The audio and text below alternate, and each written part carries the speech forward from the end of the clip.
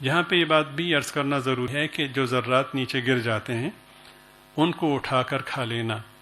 یہ مسنون بھی ہے اور بے شمار فوائد کا حامل بھی ہے۔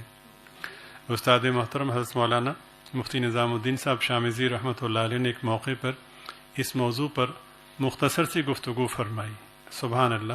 بڑی عجیب بات ارشاد فرمائی۔ انہوں نے مجھے گنوائے کہ وہ ذرات کے جو گر جاتے ہیں ان جو قابل استعمال ہوں ان کو صاف کر کے کھا لینے سے کیا ہوتا ہے۔ فرمانے لگے کہ سب سے پہلا فائدہ یہ ہے کہ سنت کا ثواب ملتا ہے، دوسرا فائدہ یہ ہے کہ اللہ پاک راضی ہوتے ہیں، تیسرا فائدہ ہے کہ رزق میں برکت ہوتی ہے،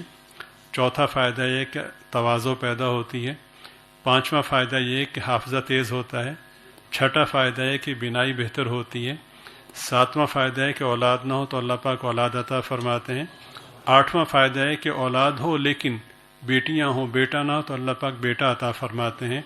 نواں فائدہ ہے کہ اولاد کو اللہ پاک نیک صالح بناتے ہیں، دسواں فائدہ ہے کہ اللہ تعالیٰ رزق میں اضافہ فرماتے ہیں۔ اتنے سے جو آسان سے کام پر یہ اللہ پاک عطا فرماتے ہیں۔